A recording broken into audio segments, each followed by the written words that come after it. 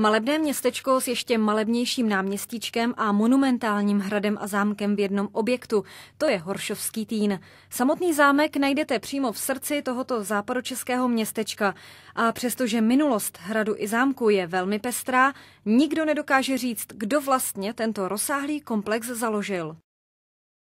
Byl to některý z pražských biskupů někdy v polovině 13. století, protože původně se jednalo o biskupský hrad, který sloužil jako taková zastávka při cestách pražských biskupů na arcibiskupství do Řezna, tedy dnešního Regensburgu. Majitelé se pak na hradu střídali jako roční období. Po biskupech drželi pevnou ruku nad hradem pánové z Ronšperka, Lobkovicové a později Trautmannsdorfové. Ostatně dodnes se prý duch hraběte Trautmannsdorfa zjevuje v zámecké oboře.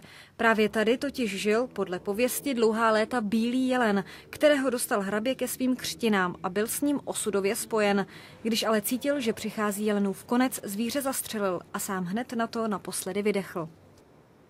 Pro rozvoj hradu byl asi velice významným majitelem zámku Jan mladší Popel z Lobkovic, protože v roce 1932 Horšovský Týn kompletně vyhořel a v roce 1547 Jan mladší Popel z Lobkovic nechává toto polorozbořené vyhořelé sídlo přestavit v tehdy monumentální renesanční zámek. Říká se, že když hrad začal hořet, uviděl místní kovář Matěj, jak po střeše skáče ohnivý kohout a zapaluje, co mu přijde do cesty. Matěj nelenil, kohouta chytil do klece a okamžitě ho zazdil do hradní zdi, aby už nemohl zapálit nic dalšího. Jenže zapomněl, kam přesně zvíře ukryl. Popel z Lobkovic proto po požáru přikázal, aby se při přestavbě veškeré zdi z hradu zachovaly, aby se ohnivý kohout už nikdy nedostal na svobodu. Hradní ohořelé stěny byly proto znovu omítnuty a dodnes nikdo neví, kde je kohout zazděn. Pojďme ale v historii o kousek dál. Za zmínku totiž určitě stojí ještě jeden z majitelů objektu, štýrský hrabě Maxmilián Trautmannsdorf. Ten byl totiž jedním z diplomatů, kteří podepsali Vestfálský smír v roce 1648 na ukončení 30leté války. Tento psací nástroj je paví nebo husí brk, kterým byl údajně v roce 1648 podepsán Vestfálský mír. Byla to jednání, která probíhala v městech Münsteru a Osnabriku a pojednávala o ukončení 30leté války.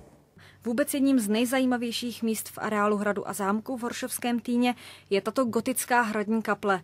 Nejen, že tady na vás dýchne magická atmosféra dávných časů, lidé sem jezdí také obdivovat ještě jedno unikum. Do prostoru hradní věže je totiž vtěsnána francouzská trojlodní katedrála.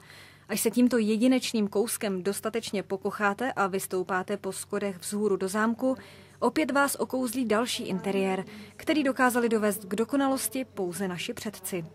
Tato místnost je zajímavá hned ze dvou důvodů. První je ten historický, protože to asi nejlépe historicky dochválí interiér našeho horšovotýnského zámku, a druhý je technický. V místnosti totiž visí lustr, který v roce 1905 byl elektrifikován a z tohoto období se nám v lustru dochovaly i žárovky, které byly vyrobeny v Křížíkově fabrice v Praze. Někteří mluví o Horšovském Týnu s nadsázkou jako o českém Krumlovu západu.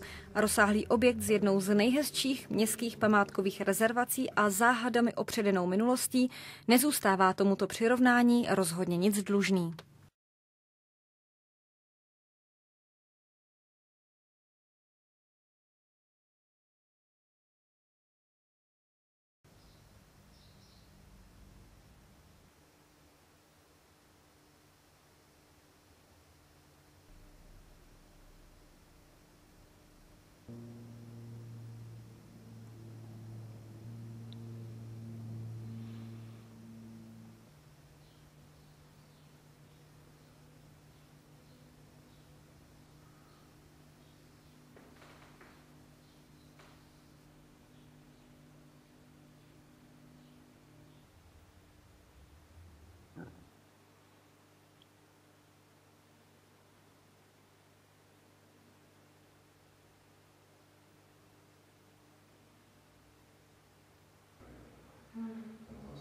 A to bude třeba vystrovat nějaké...